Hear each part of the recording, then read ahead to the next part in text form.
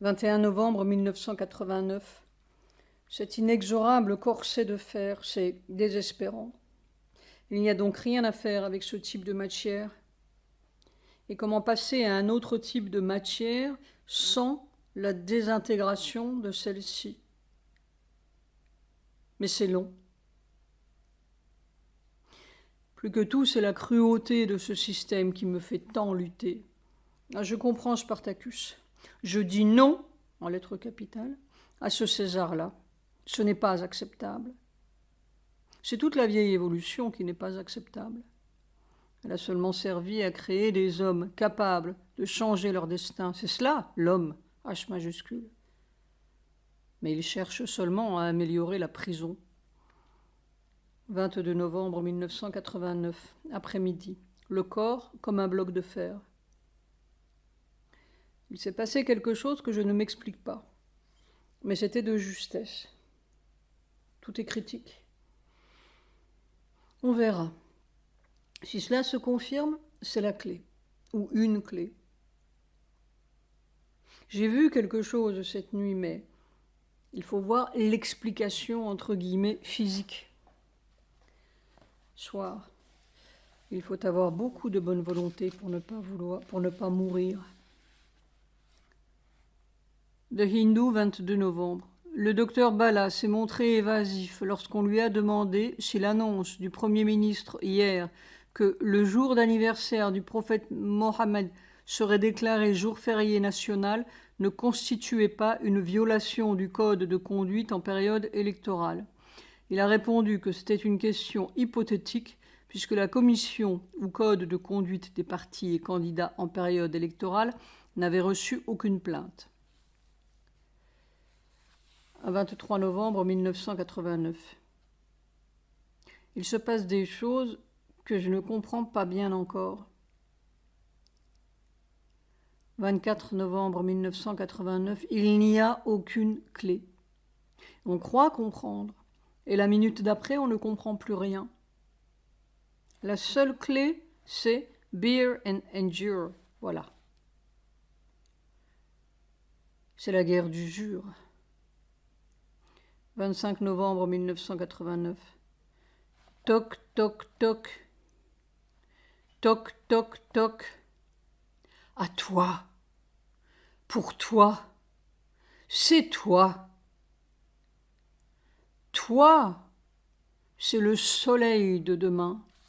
T majuscule, S majuscule. Soir. Le divin se sert toujours d'occasion, entre guillemets. Alors, ces élections dans l'Inde seront sûrement une occasion O majuscule. Il ne permettra pas encore 5 ans de cette pourriture. C'est certainement un tournant, quel qu'il soit. Mais sa manière, c'est toujours de porter les choses à leur paroxysme pour les mieux nettoyer.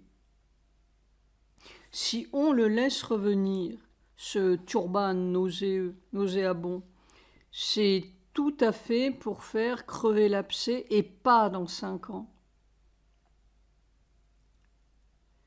Maintenant, je crois bien que ce que j'ai vu dans la nuit du 21 au 22 novembre correspond à ces élections. Les élections ont commencé le matin du 22 novembre. Voilà ce que j'ai vu et noté dans mes bouts de vision sur le champ. Je traversais, semble-t-il, une voie ferrée pour aller de l'autre côté. La vieille locomotive noire à vapeur qui arrive et va s'écraser. Je grimpe le talus de l'autre côté.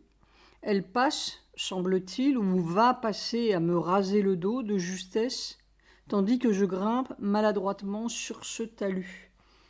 Note de bas de page, dans ma vision, je la voyais seulement arriver, à une 50aine de mètres. Le talus même était collé à la voie ferrée, c'est-à-dire qu'il y avait juste le passage de la voie ferrée. Les forces du passé. Tout est critique. Il me semble que je tenais quelque chose de couleur jaune dans ma main droite qui entravait la rapidité de mon escalade. Et le talus m'avait l'air fait de roches, peu solides ou mal encastrées. C'est ce truc jaune qui me rend perplexe. Voilà ce que j'ai noté.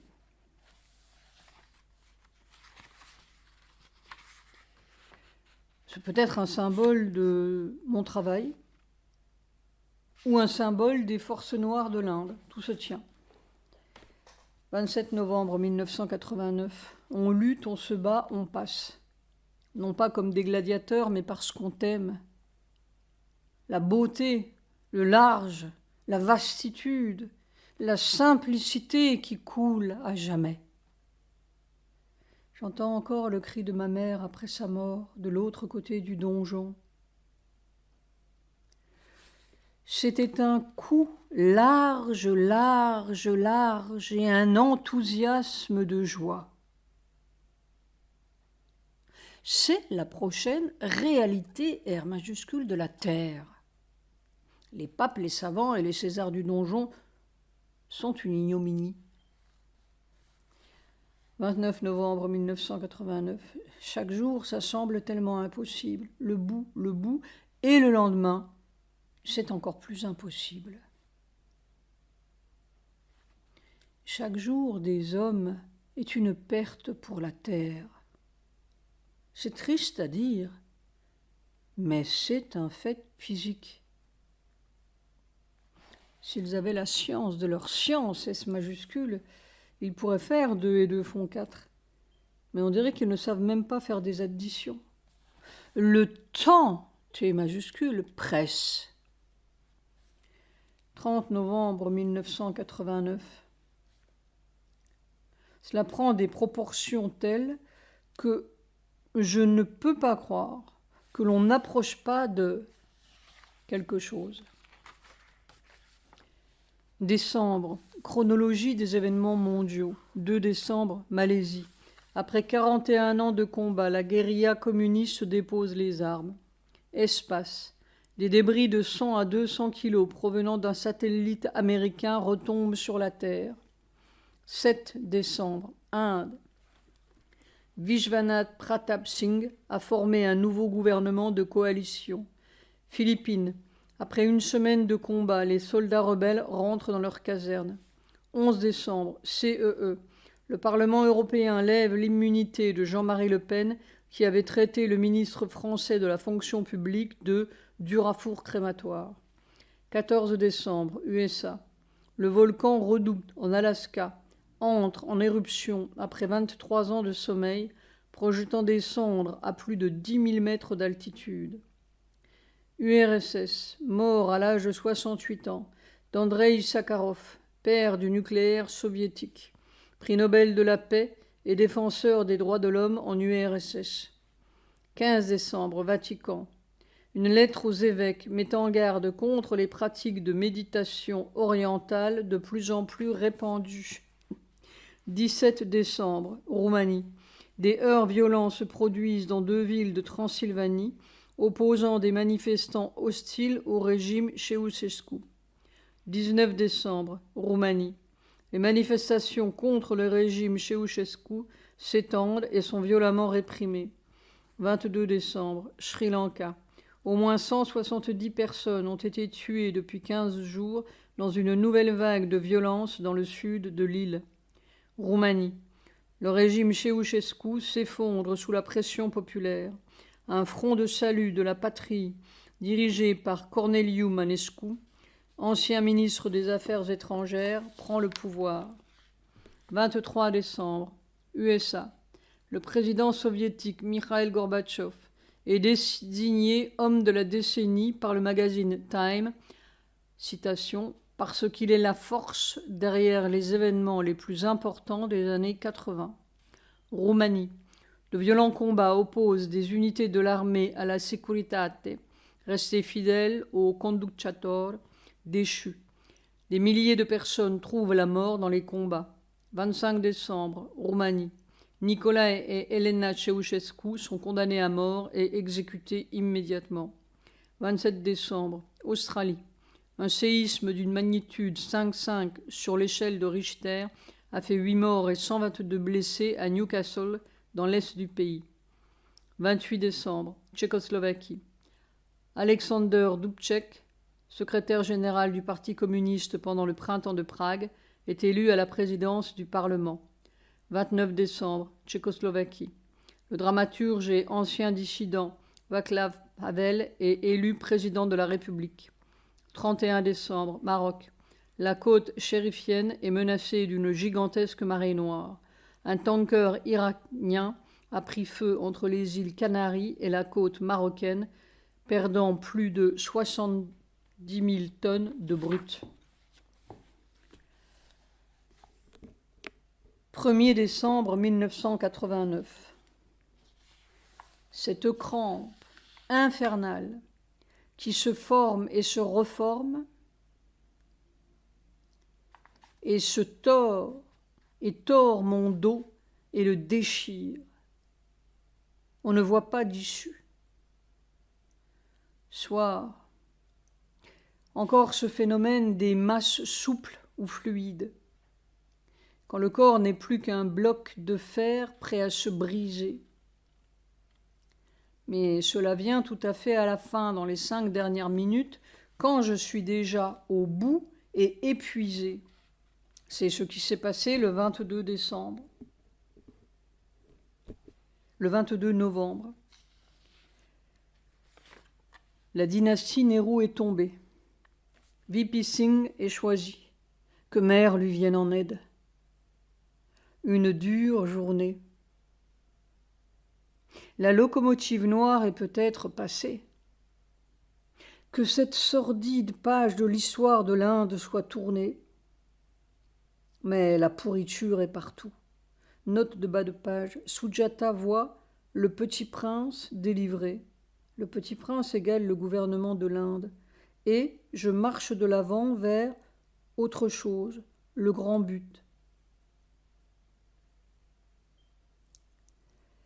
2 décembre 1989. Ils ont volé le titre de mon livre. C'est une peine. 4 décembre 1989. Conversation avec Sujata. Le petit prince délivré. Sujata. Nous sommes le 4 décembre déjà. L'année se termine. Oui. Alors, ma douce, qu'est-ce que tu as vu? Cette nuit, j'ai fait un rêve qui était toute une histoire de détective ou quoi, je ne sais pas. Mais, en gros, il s'agissait d'un prince qui avait été enlevé, et puis vous, moi, au moins nous deux, étions en train d'essayer de le retrouver et de, release him, le libérer. Oui, de ses captors, ravisseurs. Et je crois qu'on a réussi. J'ai oublié tout le reste, mais la dernière scène est restée comme ça dans mes yeux. J'étais dans un endroit très ouvert, une route de terre rouge, je crois. C'était ouvert des deux côtés, je ne voyais pas de maison. Et nous étions dans une voiture sur une route. Je ne sais pas pourquoi, cette voiture s'est arrêtée. On était là avec le prince? Oui, oui. On avait rescued, sauvé le prince, n'est-ce pas? Et vous, le prince, moi, étions tous dans la voiture. Je ne sais pas qui était notre conducteur. Et à un moment donné, la voiture s'est arrêtée. Vous êtes descendu, je ne sais pas pourquoi, et vous avez commencé à marcher. J'ai vu le prince. Il était très maigre, blanc. Je l'appelle le prince parce que, je ne sais pas, j'imagine. Il était très blanc, je ne sais pas pourquoi, mais il ne me donnait pas l'impression d'un occidental en dépit de la blancheur de sa peau. Très maigre, il était sur le siège arrière. Quel âge? Il était très jeune, je dirais 11-12 ans, très jeune, très pur de visage. Vous savez, l'enfant de 11-12 ans, il y a quelque chose de très pur qui reste, comme ça. Assez maigre, et il était habillé en blanc, maintenant je me souviens.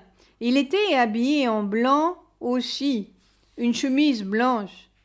Quand la voiture s'est arrêtée, j'ai dû sortir pour aller quelque part, je ne me souviens pas bien, et puis je suis revenu. À ce moment, j'ai demandé au prince où vous étiez. Je ne sais pas ce qu'il a répondu, et je vous ai vu sur la route marcher devant.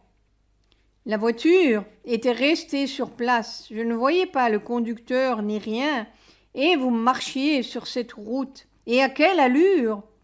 J'ai commencé à marcher, pensant que je pourrais vous rattraper bientôt, mais pas du tout. Alors je me suis dit, il vaut mieux que je cours. Alors j'ai commencé à courir pour vous rattraper. Mais vraiment, vous marchiez si rapidement, vous avanciez très rapidement devant. Vous alliez devant toujours. Je me suis souvent vu, mais courir, courir, dans la nuit complète, mais courir. Souvent, je me vois courir. Mais là, ce n'était pas la nuit, parce que je voyais le paysage, je voyais la route rose, et puis les deux côtés de verdure ouverts, et puis peut-être quelques arbres dont je n'ai pas gardé tellement le souvenir. Mais pas beaucoup de maisons, je ne crois pas que j'ai vu de maisons.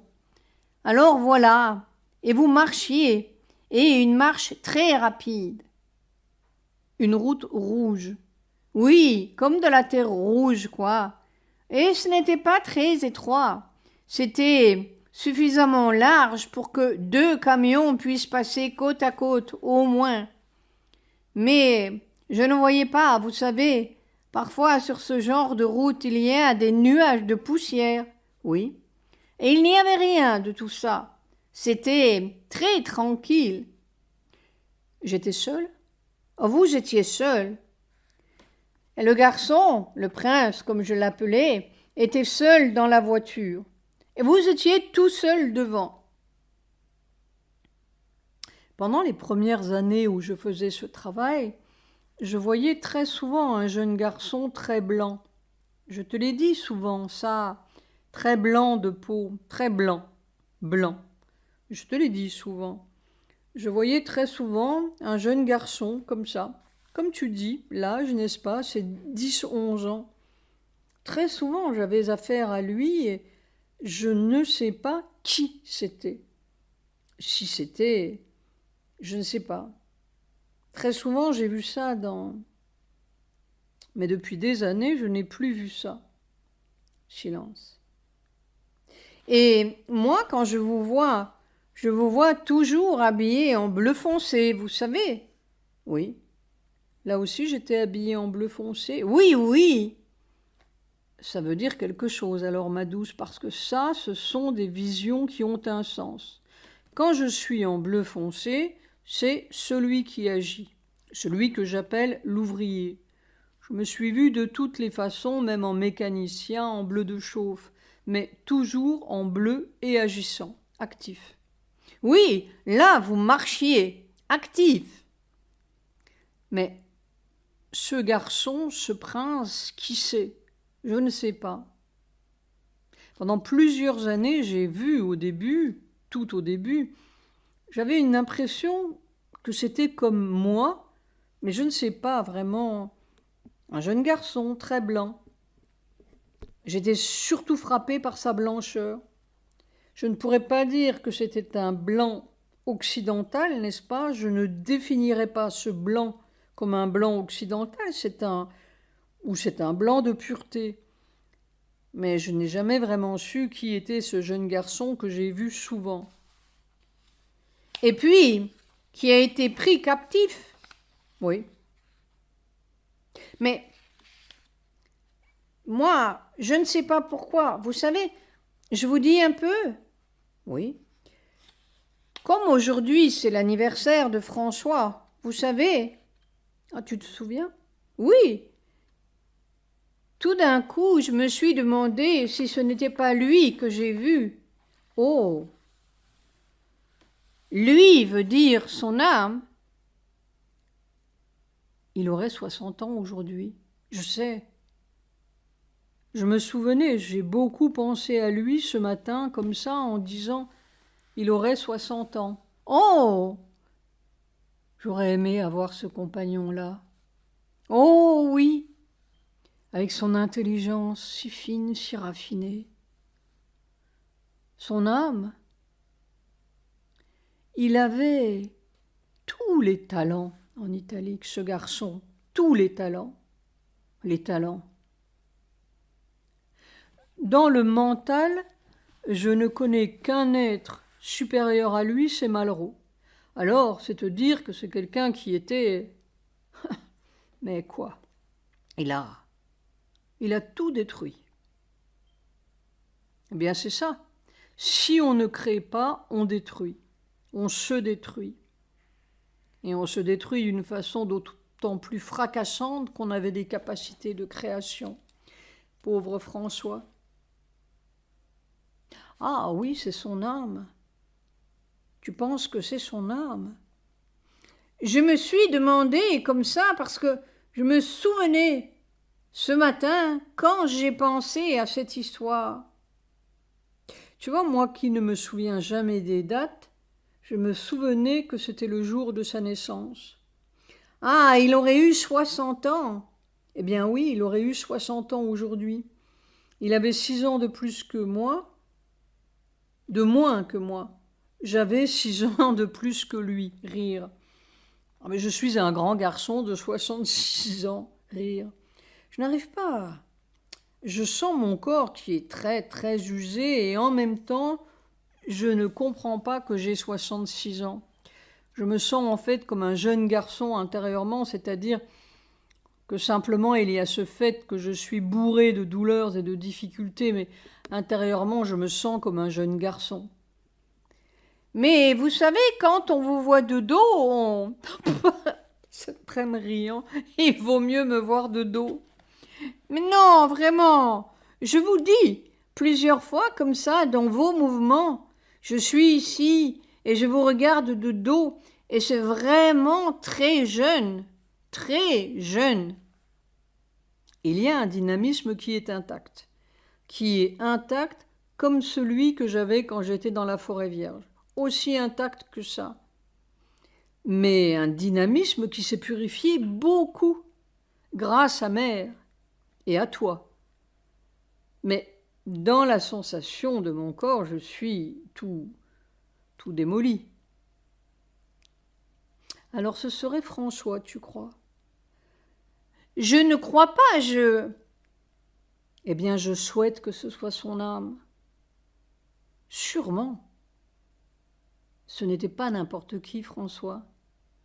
Tant de talent il avait, des mains extraordinaires, il pouvait tout faire avec ses mains. Il pouvait faire de la chirurgie merveilleusement, il pouvait construire des bateaux, il pouvait jouer de la musique, n'importe quoi. Il avait des talents extraordinaires, ce garçon. Il comprenait tant de choses. Mais tu vois, il a tout détruit. Il a été pris captif par... Oui, il a été pris captif. Mais souvent, alors là, j'ai souvent pensé ça, qu'on a vécu beaucoup de vies ensemble et que cette fois-ci, c'est lui qui a pris le coup pour moi. Oh! J'ai souvent eu l'impression que François et moi, nous étions un seul être, qui s'est divisé en deux dans beaucoup de vies avec des choses très tragiques, et que cette fois-ci, il a pris le coup pour moi. Ça, je l'ai vu. Silence. Silence. J'ai eu souvent cette sensation ou cette perception que nous étions un même être qui s'était divisé en deux. Alors, toute la capacité, parce que dès qu'il y a une force créatrice, il y a la force destructrice égale, si je puis dire. On les met ensemble, aussi puissantes l'une que l'autre, alors c'est l'un ou l'autre. Eh bien, cette fois-ci, il a avalé toute la force destructrice. J'en ai pris un paquet, remarque, de cette force destructrice, mais c'est lui qui a reçu le coup. Silence. Maintenant, je me souviens tout d'un coup que Mère aussi vous a dit une ou deux fois qu'elle voyait un jeune garçon près de vous. Elle avait dit ça? Vous vous souvenez? Je me souviens que la première fois que Mère a vu mon frère, elle a dit « Mais c'est une émanation de toi ». Note de bas de page, voir l'agenda de Mère, volume 12, 15 septembre 1971. Oui, voilà ce qu'elle m'a dit. Elle m'a dit « C'est curieux, j'ai vu, c'est une émanation de toi. » C'est ce qu'elle m'a dit après la première rencontre avec François. Ça, c'était en 1964, quand vous êtes allés la voir ensemble, je crois. Oui, j'étais allée avec mon frère et après elle m'a dit ça. Et François, j'ai la sensation... On a beaucoup vécu à Thèbes ensemble. Oh! On a eu une même vie, tu comprends? Et tantôt c'est moi qui prenais la destruction, tantôt c'était lui qui prenait la création et inversement. Je l'ai vu. Et chaque fois, dans chaque vie, la puissance créatrice devenait plus forte et la puissance destructrice devenait plus forte. Dans les deux, puisque nous étions un même être. Chaque fois, c'était... Je l'ai vu symboliquement. J'ai eu une vision comme ça d'un serpent qui nous poursuivait de vie en vie et qui, chaque vie, devenait plus puissant. Et chaque fois, je me battais contre ce serpent. Et chaque vie, dans un lieu différent, il devenait plus énorme et plus puissant. C'est ça, n'est-ce pas, toujours? S'il y a une force créatrice, il y a instantanément la force destructrice à côté. Et on pourrait dire également puissante. Alors ce sont des batailles terribles. Ce sont des batailles à mort. Alors là-dedans, il n'y a que la force d'âme qui peut sauver. Il n'y a que ça.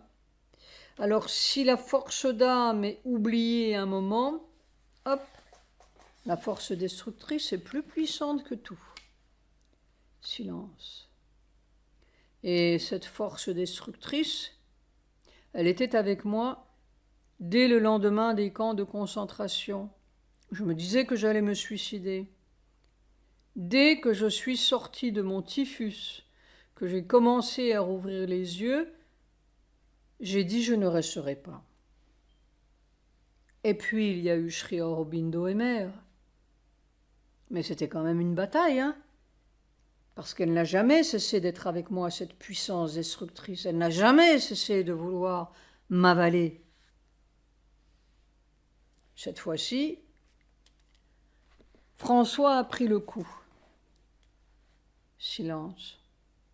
Sujata riant. C'est curieux. Je ne peux pas penser à François à 60 ans. J'ai toujours la même image qui me reste de lui. Et c'est aussi très curieux, comme je l'avais vu avant son arrivée. Tu l'avais vu? Oui. Mais oui, je ne le connaissais pas. Il venait vous voir et il était très fatigué et il avait des vêtements pas propres parce qu'il avait bien voyagé. Oui. C'est curieux, hein? Après, quand je vous l'ai dit avec ma description, vous m'avez dit « mais c'est François, c'est mon frère ». C'est curieux, je n'ai jamais vu Pierre, le deuxième frère de Satprem. Non, Pierre, c'est un autre monde. Pierre, c'est tout à fait autre chose. Mais François, je l'ai vu 2 fois. Ça, c'était la première fois. La deuxième, je l'ai oublié. Il a tout détruit, y compris toutes mes lettres. Il les a toutes brûlées. C'est lui-même qui les a brûlées. Oui, il a tout brûlé. Ce n'est pas par... Non, c'est lui. Je l'ai vu aussi, il a tout détruit. C'était une rage de destruction. Et naturellement, il se retournait contre moi, n'est-ce pas? Oui, mais comment se fait-il que son cahier, son livre a été sauvé? Oh, ce n'était pas un cahier, c'était un carnet de rendez-vous de médecin, ma douce. Ah, c'était là-dedans qu'il avait écrit cette histoire des jeunes garçons, avec vous? Ah non, non, ça il l'avait écrit, non, l'histoire de Bagheera. Oui, non, ça c'est autre chose, oui, il l'avait écrit avant. Et ça n'a pas été détruit parce que, par quelque miracle, peut-être parce qu'il avait donné ça à ma sœur. Oh! Autrement, il a tout détruit. J'ai écrit tellement de lettres à François. toute ma vie, j'ai écrit à François. C'était vraiment mon frère, c'est-à-dire comme un autre moi-même. C'était une émanation de moi. Il a tout détruit. Il s'est détruit lui-même complètement. Je n'ai jamais vu une destruction pareille. Le suicide, c'était simplement le bout, tu comprends? Il a détruit son métier, il a détruit sa santé, il a détruit ses talents, il a... Vraiment, ça a été... En fait, c'est une espèce de libération noire, tu comprends? C'est une libération noire. Les suprêmes yogis, ils coupent tout, n'est-ce pas? Eh bien, lui, il a fait la même chose, mais par le noir. Il a tout détruit. Pour aller dans je ne sais quel nirvana noir. Mais Mère avait dit qu'il avait choisi un chemin très difficile. Oui, très abrupt. Oui, une montagne noire et glissante.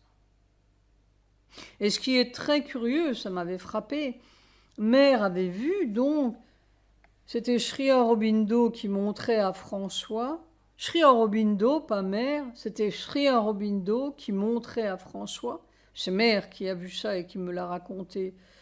Je ne sais pas si je l'ai gardé dans l'agenda parce que c'était trop personnel, n'est-ce pas? Note de bas de page, voir agenda de Mère, volume 10, 6 septembre 1969.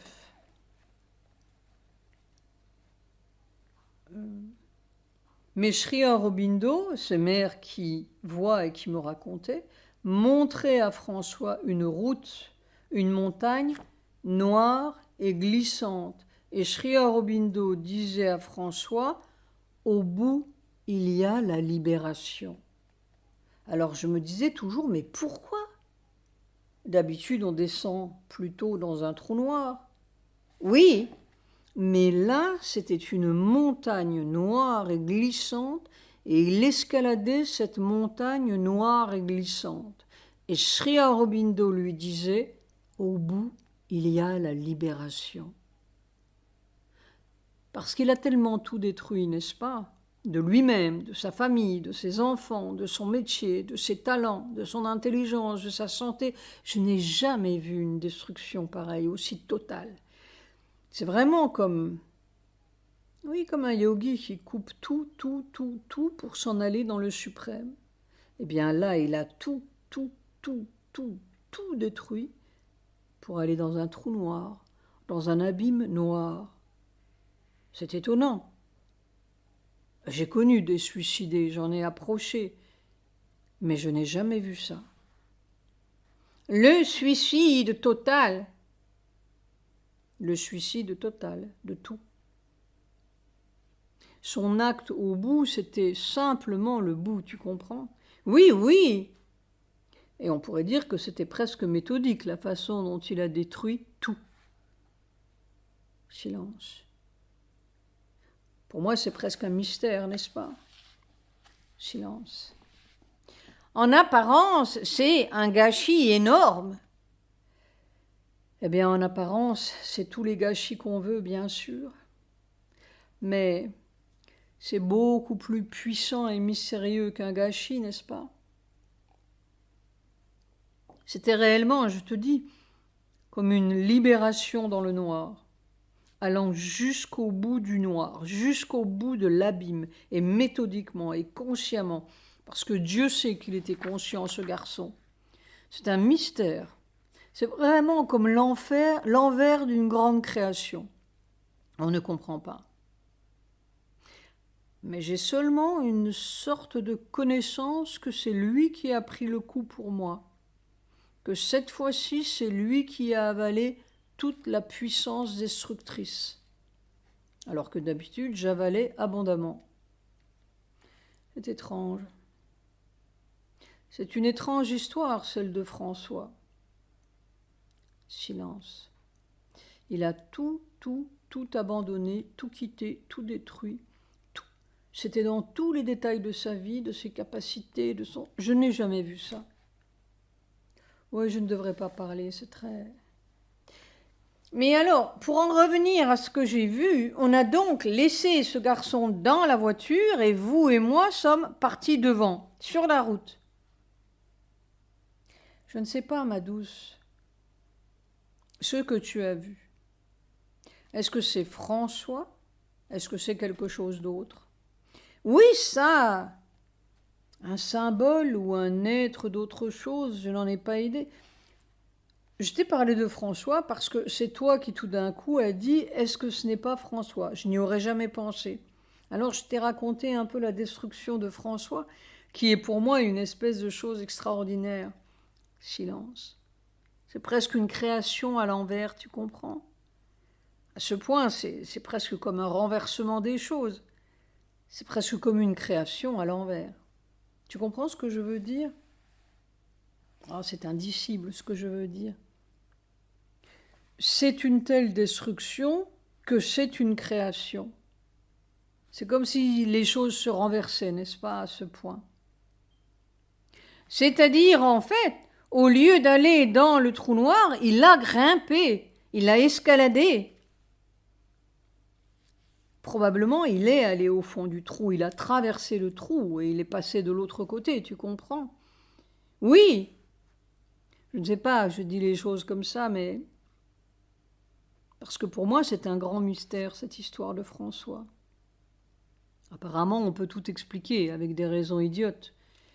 J'irais presque la science de ce suicide. Je dirais presque la science de cette destruction était telle et si détaillée. C'est comme une libération à l'envers. Oui. Eh bien, laissons, ma douce, on ne sait pas qui est cet être, mais c'est peut-être François, c'est peut-être quoi? Pour moi, c'était un prince qu'on avait enlevé. Ça te prête riant. C'est peut-être la jeune Inde nouvelle qui est délivrée. C'est peut-être la jeune Inde. Oh, comme ce serait bien. Oui. Ça, c'est peut-être la vraie interprétation? Non. C'est possible, ma douce.